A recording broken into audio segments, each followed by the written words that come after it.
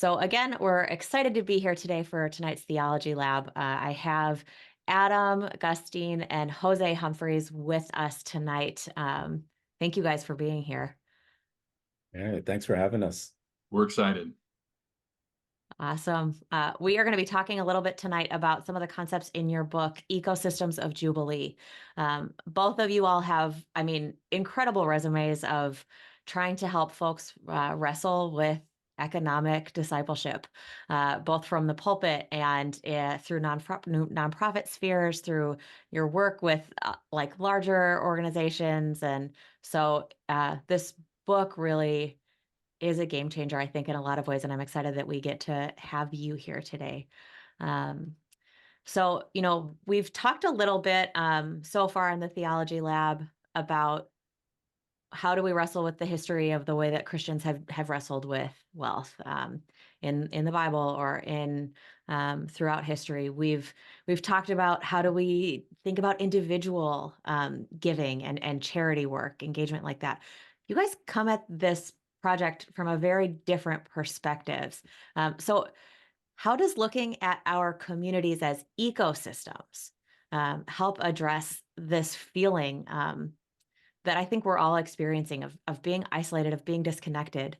How do you think that this concept could help folks wrestle with this? I think I'll jump in there. When we thought about ecosystems, obviously it was this reference to a metaphor of like biomimicry, right? Recognizing that when we say ecosystems, it's this understanding that things are interconnected and interrelated in nature.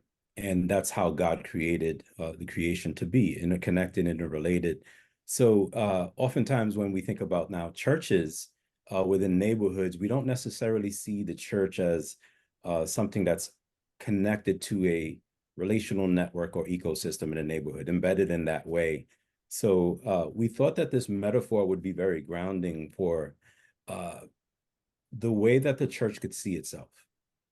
Oftentimes, when we think about church or church planting, we think about the church as a one-stop shop for the community. Hey, this is where people can get things and get help, get healing, get support, get some teaching, you fill in the blank.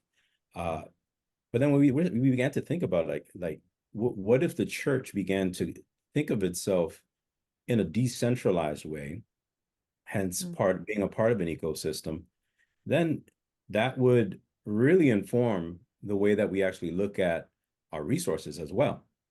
How is it that we now are managing resources within an ecosystem rather than a one-stop shop that is maybe isolated or maybe just transactional, dealing with in transactional ways in its community and neighborhood. So that was just a metaphor that I felt along with, of course, Sabbath, Jubilee, right? And gleaning, we thought like, wow, there is just amazing synergy between those metaphors and concepts. Yeah, I think when Jose started unpacking this, I think we started using the term ecosystem in almost an offhanded way, but then he immediately started thinking about the way that forests work and the way that forests are interconnected, often in unseen ways.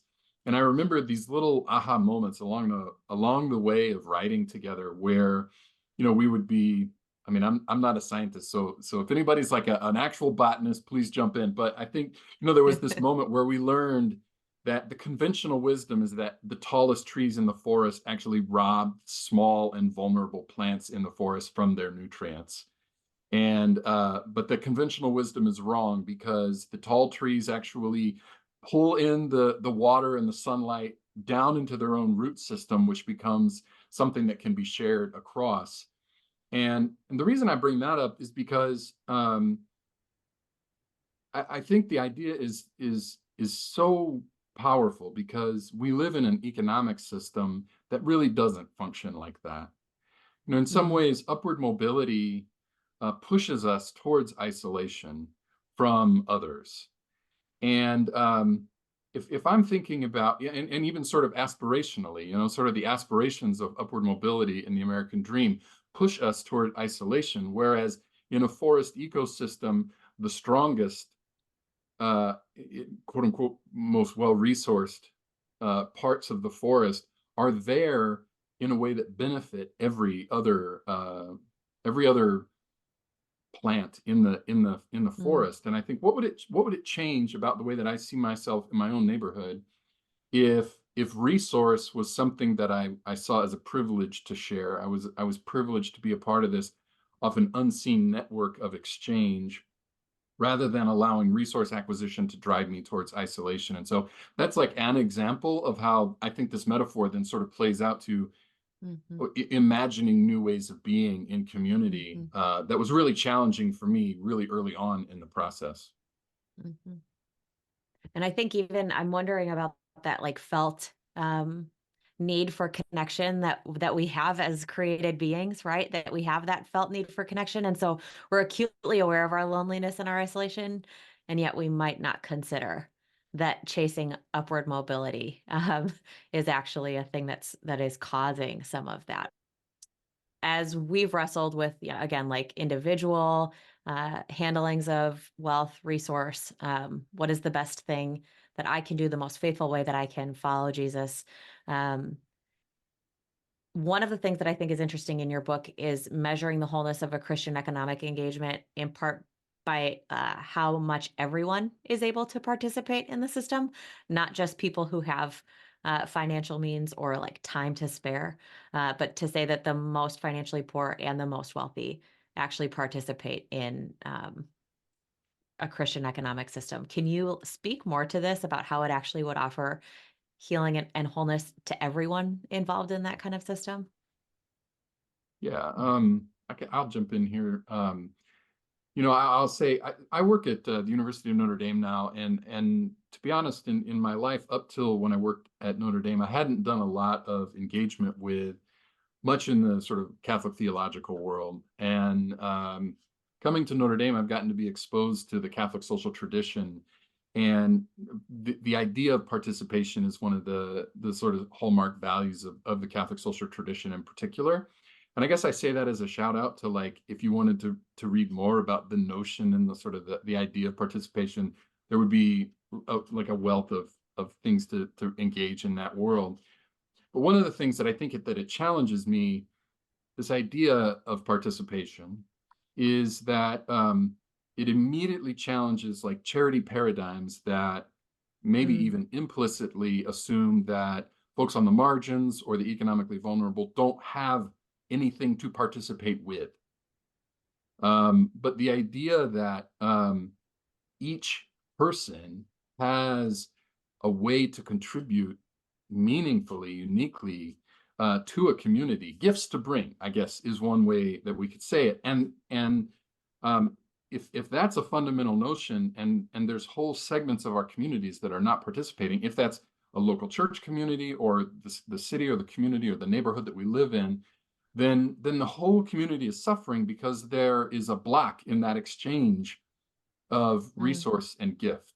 And that's really sort of that metaphor back and forth, is that systems of exchange are they're not just one direction. When we think about then this at an economic level, throughout the history of the United States, there are many ways in which the poor and economically vulnerable have been pushed to the side and excluded from participation in ways that damage their future prospects, in ways that damage their ability to be resilient day to day, those sorts of things. And so at a fundamental level, if you have participation as a value and a goal, then the more we can create communities where each person is a contributing member, then the healthier that ecosystem becomes. So I guess that's sort of where that idea comes from. And I think for me, as somebody who's not experienced much in the way of economic vulnerability, it consistently challenges any sort of presupposition that this person on the margins does not have a way to participate. This is I need to help them, versus understanding that we can receive gifts from everyone. There's so many ways to be able to be hospitable. There's so many ways to be able to be a gift bearer in community, that I think I miss that a lot. And so for me, participation is something that continually challenges those assumptions. Yeah.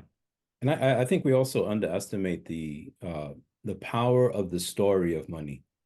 So Mm, if people do have means and you're coming in into a relationship with folks who have less, or people who are quote unquote on the margins, or are impacted by poverty, uh, money is that elephant in the room in many ways. mm, We have to continue to recognize that that class is a story, and class is a thing, and even recognizing that your social strata, your social class in life will often determine your circle of friends and your circle of influence. And that's money. That's the power of that. So, one of the things that I'd like to explore even further, even beyond the book, is what story have we assigned money, and how is it that we mm, can look at money uh, through a prism of different approaches? Meaning, for example, how can money be uh, an open door?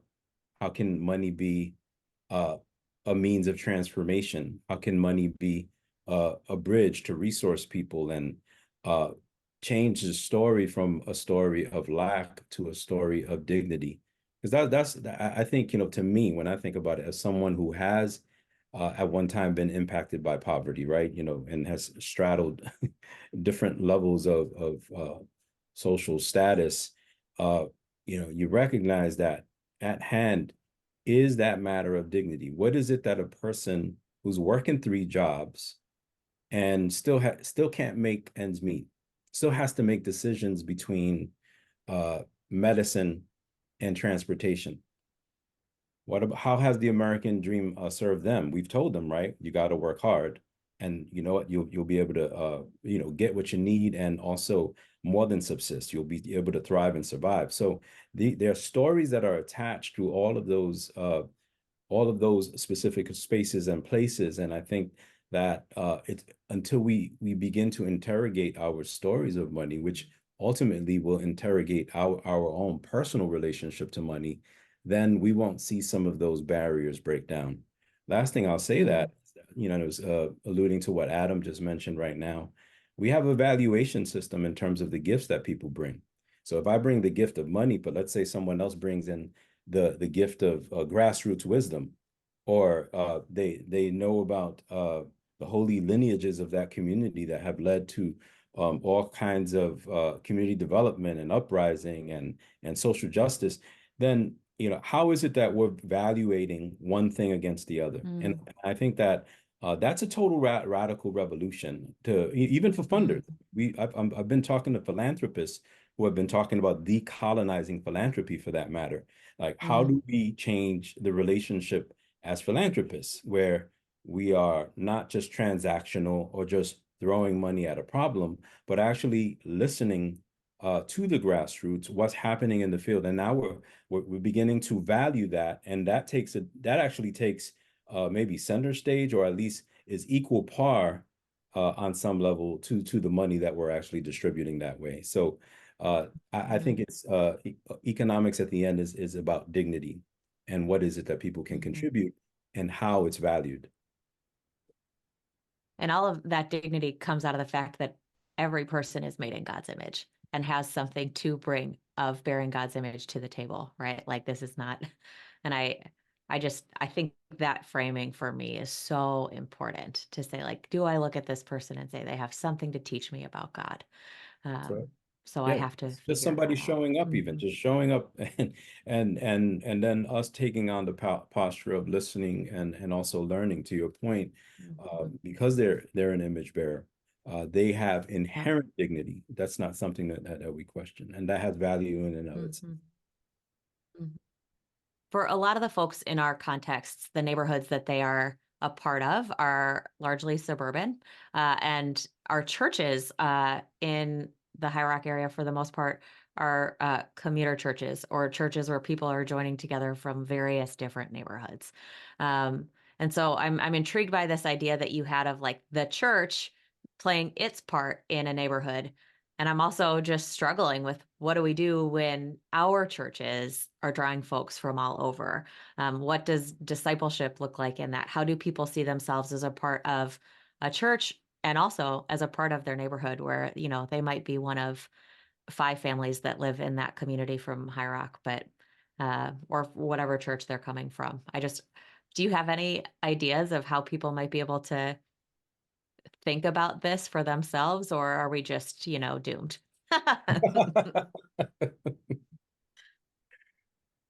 Oh man. Do you want me to jump in, madam?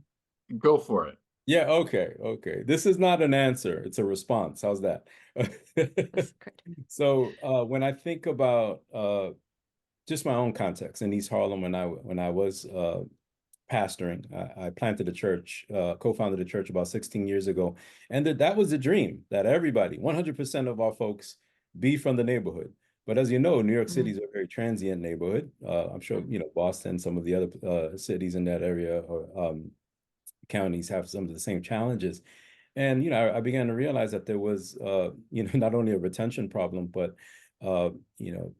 we had some of the challenges around stick-to-itness and what does it mean to be place-based when people are so mobile. And that's also a phenomenon in our country. It's not anything that's isolated to one specific context. And so we had, I would say about 60% of our folks who were more neighborhood-based or Greater Harlem, or even South Bronx, a couple of other boroughs where they were about 20 minutes from our neighborhood. And we did often preach about what it meant to be a local expression in this local ecosystem. Like what is the government root system looks like? What are the small businesses and looking like, and how are they struggling, and what's happening with gentrification? So that became part of the conversation on Sundays in order for people to begin to develop a more place-based theology. Now, it wasn't lost to those who I had coming in from Jersey and other parts of even the tri-state area.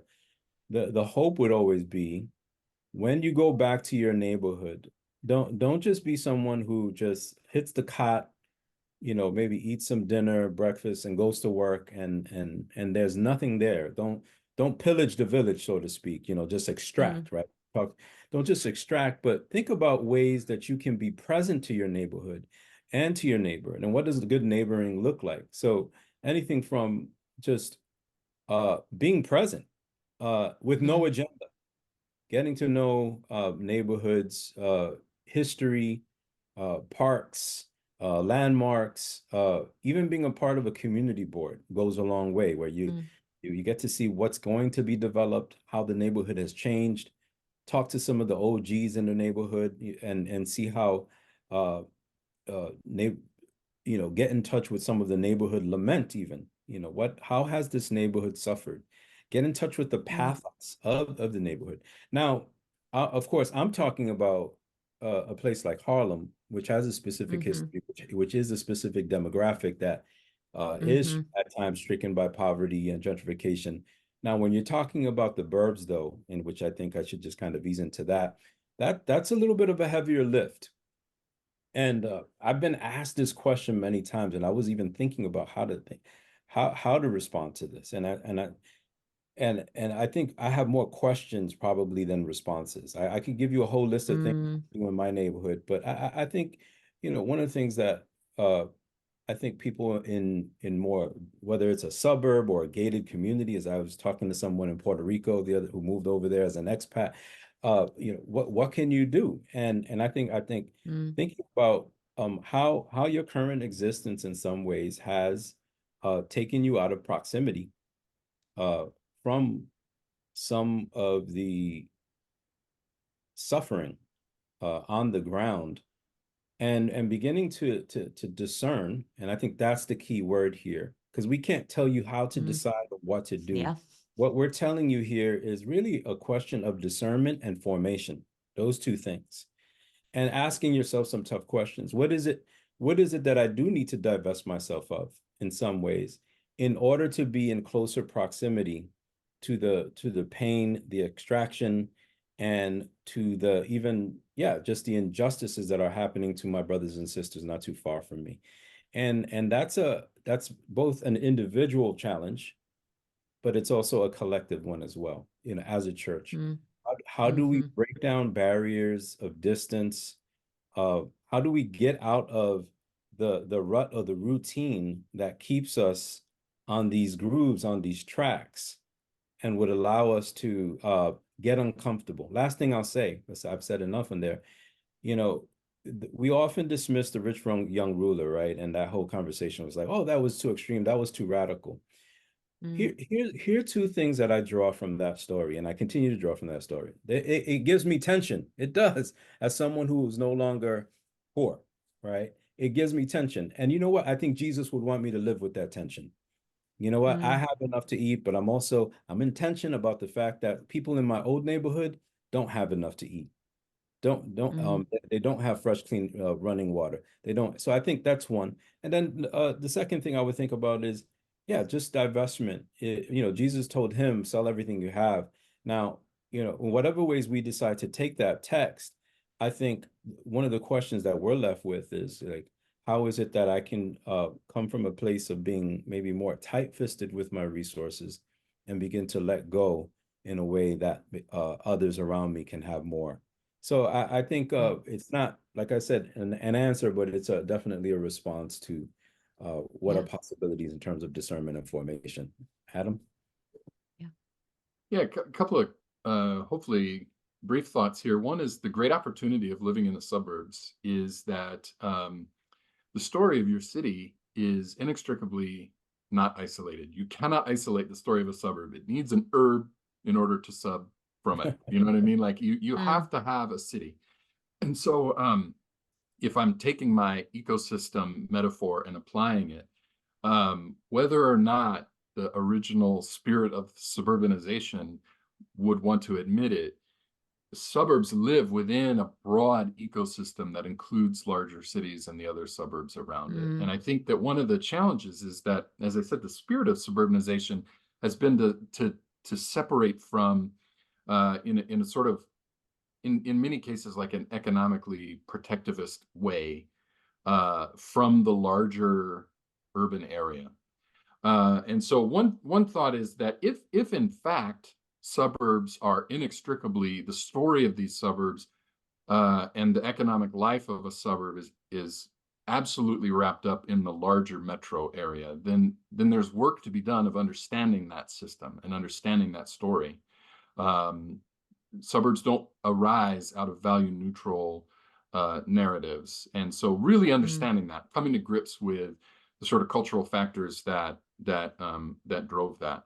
The other thing that I would say is that in many cases, the suburban urban divide is a crystal clear example of that protectivist notion that I was talking about. That's something that happens at every level of the ecosystem. It's happening in my city right now over a low barrier homeless intake center.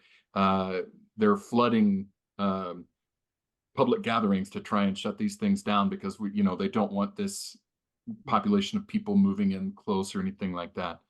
But the spirit of protecting what is ours is often alive and well in segments of suburbs. And I don't mean that that's true for everyone. I just mean that's sort of the spirit of how the suburban movement was created. And so it's part of the DNA in many suburban contexts. And so one thought would be to, if this is something that a church wants to reject, this protectivist notion, get involved in your community, get involved at the local political level, and be the voice that sort of challenges that not in my backyard mentality that happens in so many of these communities, because that is something that is alive and well and really makes it very difficult to be meaningfully engaged in any sort of economic justice work. And so, that's certainly one thing, is to try and root that out in the place where you are. Um, though, you should get thick skin if you want to do that. Yes. Yeah. And have to be probably vulnerable about your own, like Jose, you said, your own that tension that you probably will feel in your own self, right? Because I think it's real easy to judge what other people are protecting if it's something that you don't hold dear. But we all have stuff that we are all protecting and hoarding. You spoke about how we're formed by this notion of extraction. We're formed by extraction. And you speak to Sabbath as being an antidote to this concept. When I think about like, why do people feel the need to protect? Well, it's because there's this sense that someone is always coming to take from you or something is always taking from you. Can you speak a little bit more about this extraction and Sabbath counterbalance? And then we'll take some questions from some of our guests in the audience. I think first of all, I love the way Adam speaks on this, but I'll touch on this as well. When you think about Sabbath and how the church in many ways has traditionally taught it, we either go from it's a day off to I think the latest movement has been like, hey, I got a Sabbath now. I gotta take care of myself, and it becomes kind of a more of a self-care program. And the implications of Sabbath were broad sweeping because it dealt with not only an individual's approach to work, it also dealt with land. It also dealt with allowing it to go fallow, the restitution of debt. And so there was so much happening when God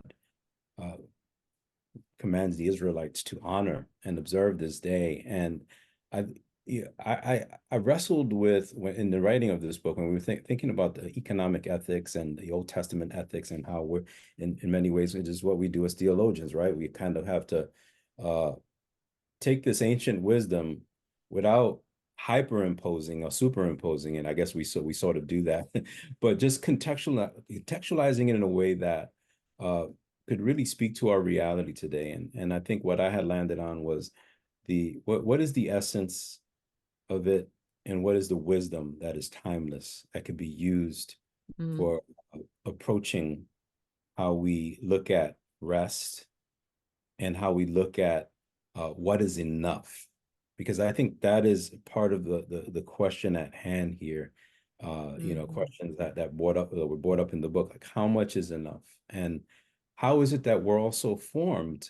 Let's talk about it. I mean, how are we formed by capitalism? The fact is we're taught to consume every day. From the moment I pick up the vial of toothpaste, it has a name brand on it, right? Everything is calling to us sending messages to spend. So what Sabbath does is it challenges this notion of extraction, and it gives us an opportunity to rely on something greater than the object itself, than whatever it is that we're grasping after. And I think that to me is the value and the promise of it, that there's something formative about it. It's not just about observing the time off or maybe even living a little bit simply, but how does it actually challenge and orchestrate our desires in a different direction through the power of the Spirit? And I think that's where repentance comes in. That's when divestment comes in. It's recognizing that the God who is commanding us to take a day off is also asking us to trust God with the provision that we'll need for our day. And that totally goes against the way that we look at economics nowadays. They asked a Cherokee Native American woman, where's your pension plan? And she responds, she pauses and says, I don't have a pension plan, but if you were to ask me, you know what? My brother's my pension plan. My family's my tribe's my pension plan. There's this sense of collective care, which we would find it very difficult to imagine as Americans. Maybe not so much as a church, right? But as Americans, that oh wow, we're gonna contribute. We're going to infuse, and whatever it is that we have left, you know what? We're also going to give out to those who are in need. So Sabbath is very, I think, formative when it comes to thinking about our consumer ethic and our habits. And I think that there's opportunity for us to break free from this notion of grasping all the time. Yeah, one of the ways that I think that Jose just said breaking free, one of the ways that I think that consumer society locks us up is that we're not only like enslaved to consumption, we're also enslaved to production. You know, it's Sunday night, I got to be at work in 12 hours, and I got a really big week, and I've got to grind, and I've got to make it happen, and I have deadlines. And I think that many of us, if we are working now, or we've worked at one point in our lives, are probably familiar with the way that you feel a pressure to produce more and more and more and more. And that like pressure to produce is extraction. That is how we become enslaved to extraction, because we're taking from ourselves. We're taking the profit potential from ourselves. We are trying to produce more and more and more to meet the demands of whatever system we're a part of. And I think, I guess I've been thinking about this part a lot. If that's an experience that we know and have felt, that like there has to be a way for this to be, you know, there's got to be a way to say like enough is enough here. Like if we can like really connect with that feeling of how burdensome that is a way, like a window for us to have some sense of experiential solidarity with folks who are exploited economically. It's not the same thing. I'm not calling it apples to apples. It is to say that is a window into, well, if this is what it feels like to have to produce and produce and produce and produce, what about people who are doing that and do not have options? What about people that are doing that and are actually locked into the kinds of systems that are just taking and taking and taking and taking much more than what they can healthily produce? Like if I can say enough is enough in my own life, like surely I can say enough is enough in these communities of folks who are exploited in that way. And I guess that's what I would say Sabbath is. Sabbath is God's enough is enough. You know, I think this is an important part of this. Like when God rests, like the first Sabbath we encounter in the scriptural narrative is at the end of the first week of creation, you know, in the Genesis creation account. God is not likely resting because God's out of energy. You know, in my mind, God is not tired and so needs to recoup. I think what's being modeled for us in these early chapters of Genesis is that there is not a capacity limit to our production, but a moral limit to our production, that there is a limit to what ought to be extracted from our own capacity to produce. And that by saying no, that Jose uses this idea of trust, that there is a world of abundance that does not require my production, that can both be delighted in and participated in. And I think that is the first part. To me, Sabbath is celebration of abundance. And the other way that Scripture frames Sabbath is through the liberation narrative of slavery in Egypt. And so there is sort of a recuperation and a restoration component to it, because we don't pay attention to this notion that creation is abundant. We continue to extract. We extract from others. We exploit others. And so God says, I rescued you from a system of exploitation. And so I'm inviting you into this abundance as a way of reminding yourself that you have been set free. You know, the people were enslaved. They were literally building Pharaoh's storehouses for his wealth. If you want to like a really on the nose metaphor for extraction, that's what the people were doing in Egypt. And God says, I've liberated you from that. And Sabbath is a way to participate both restoratively and in like a celebratory way. And so those two things to me, when I start to look at the ways in which people can be extracted from, and this even gets all the way to creation itself. We take too much from the earth, you know, and there's certain like creation-oriented and environmental layers to Sabbath that I think that you know, we didn't treat a lot of in the book, but I certainly think we can't ignore. And so I do think that is that is a way that Sabbath sort of trains us away from that. If we learn to celebrate in God's abundance and see ourselves and others restored, then that is a way of resisting and pushing back against those systems of extraction. Mm, mm. Wow. Thank you both.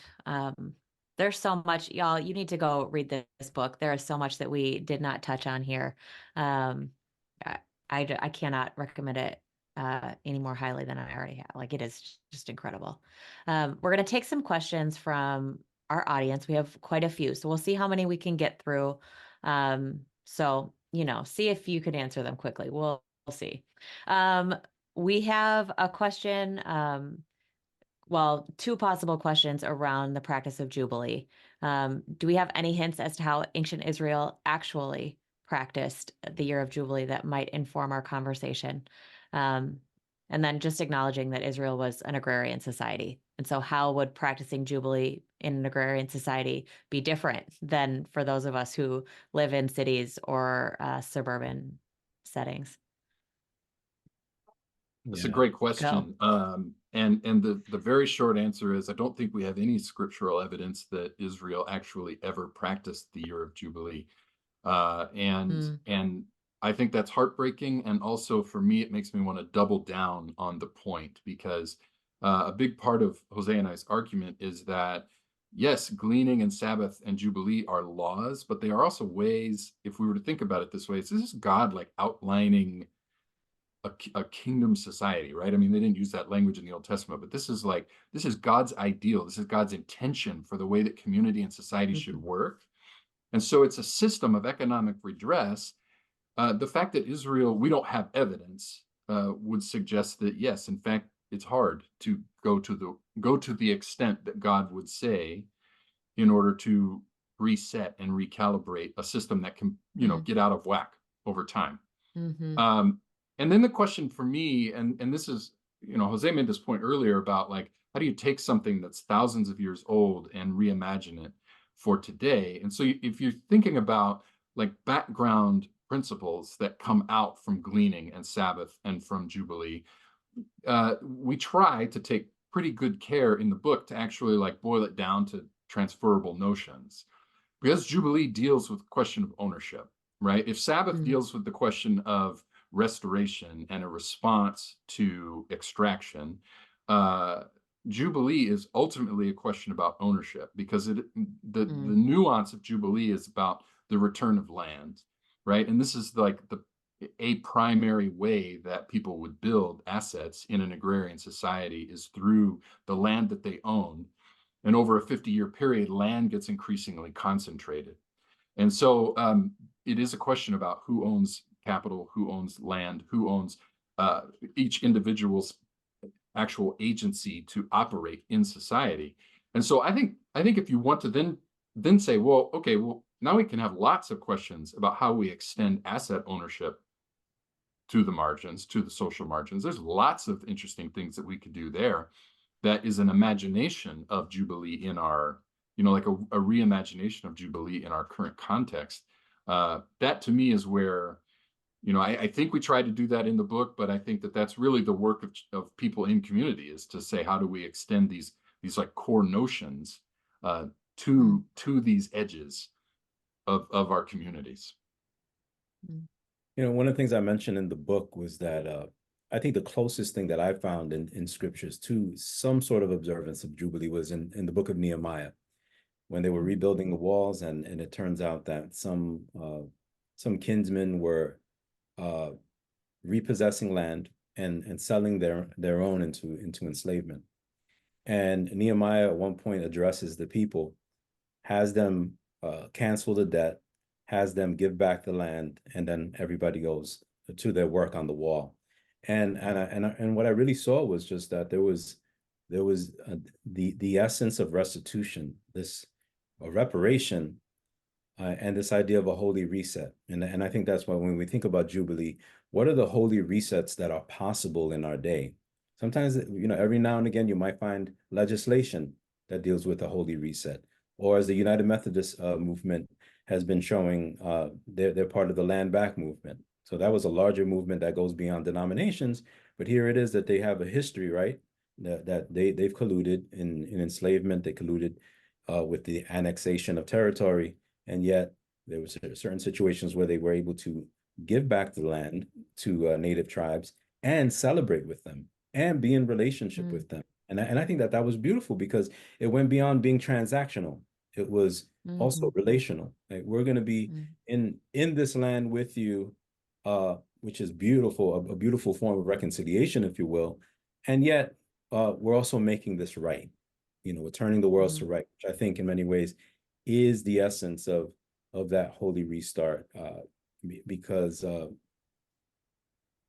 I've said this before, just left alone or left to the winds of the movement of the wind, systems will default in the direction of those with privilege. And we see that with the accumulation of wealth, the disparities in wealth, we've never seen before in the United States of America and in our globe. So anytime there are moments to see some sort of reparation, some sort of restitution that can lead to a celebration, to me, there's the possibility of saying, hey, that might be a little glimpse of Jubilee there. And at the end of the day, right, whenever we deal as Christians, as followers of Christ, we don't necessarily deal in cataclysmic events and miracles. Well, we deal with signs and wonders. Hey, there it is. Hey, that might be heaven breaking through, some of the fissures breaking through into our world as we know it. And I think that that's what we need to look out for. And that's also what we can practice.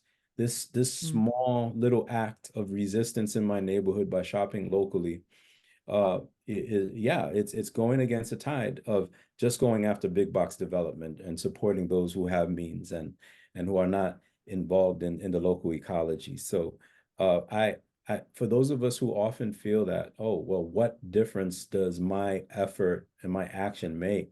I say, hey, be like Jesus, deal with signs and wonders, little glimpses of the kingdom.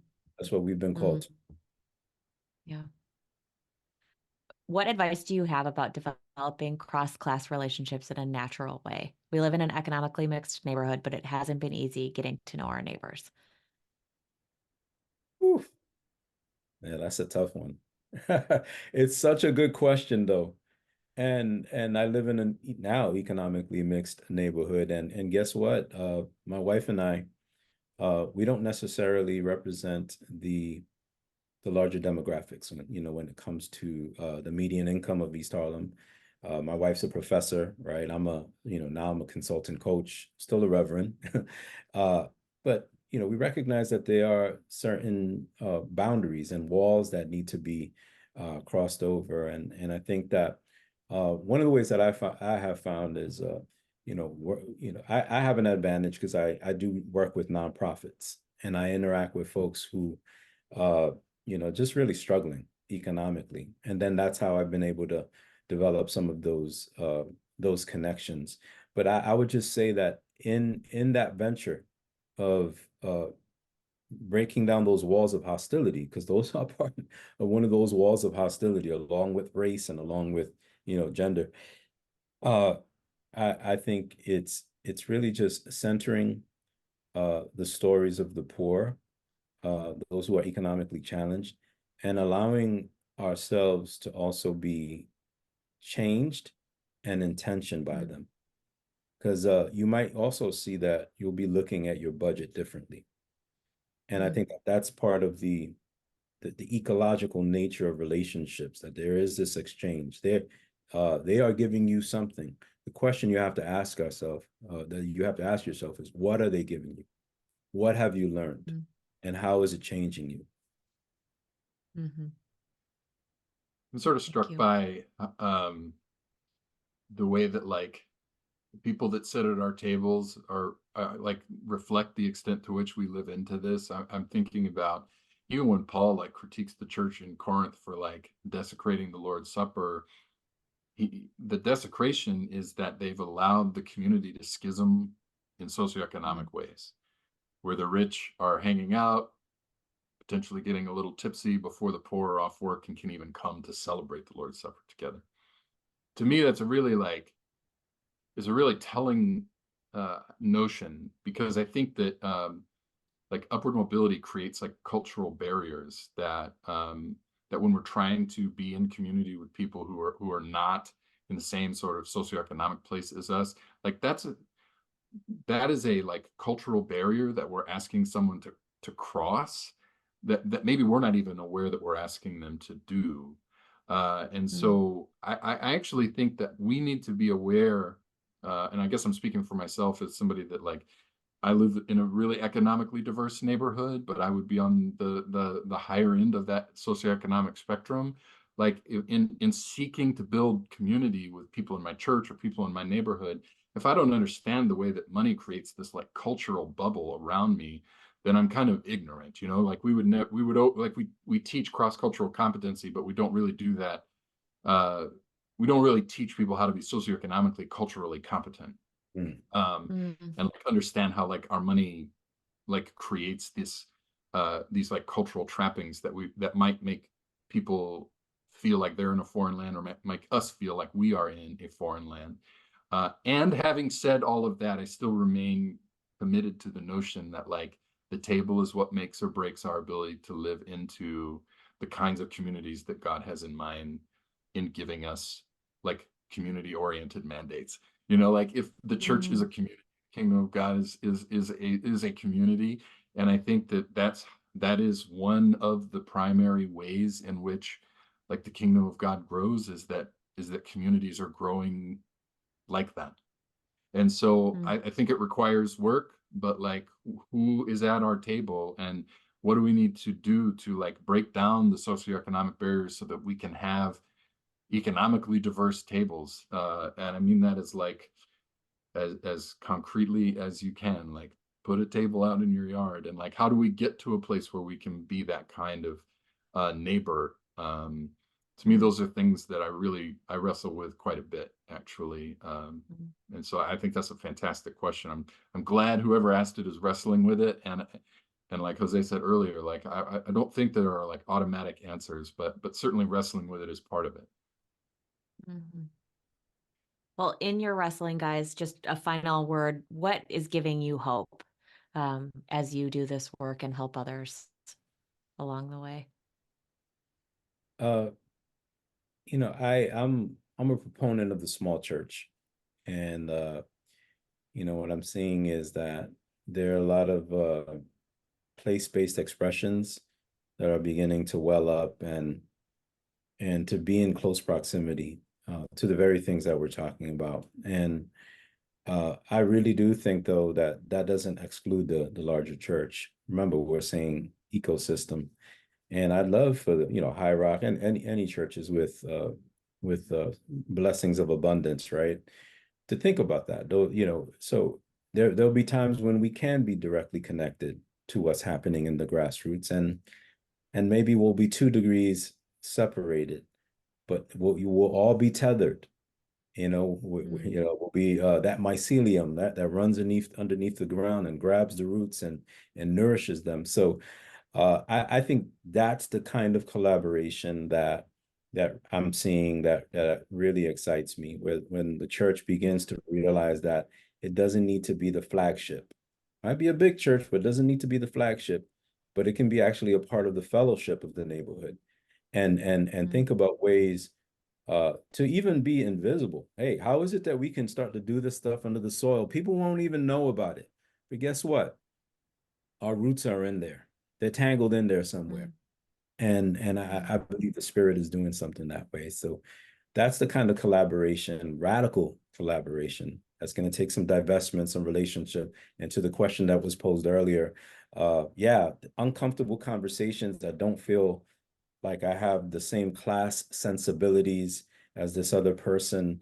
Uh, but are we willing to inconvenience ourselves for the sake of the gospel?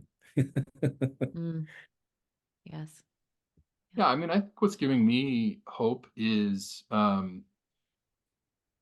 I don't know, like when you put a book like this out and you wonder how people will respond to it, and Jose and I've had a number of conversations about like, how would people respond. One of the things that's giving me hope is that, and something that was our hope was that it produces a lot of generative conversations with people.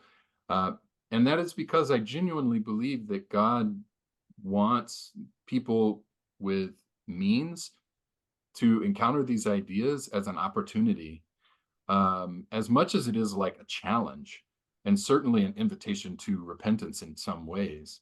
There are ready-made opportunities to jump in on the good thing that God has got going in the world. And I think that that is something that, even in the stories that we tell in the book, the people that Jose and I are in relationship with that are doing these kinds of things on the ground and doing these really interesting creative experiments, now these stories are like 3 years older, and the things that we told that were sort of even in the nascent phase are now like growing and bearing fruit in their communities. And it's because people with creative ideas and really interesting skills wanted to leverage it in a way that was like resistant to the norms of our society, but are still these like beautiful and compelling things. And it turns out that you don't have to be a person of faith to find those things compelling. Because I think there is something maybe in all of us that feels a little locked up by the current systems. And when people start to challenge it in really creative and beautiful ways, people are like, I want to be a part of that thing over there.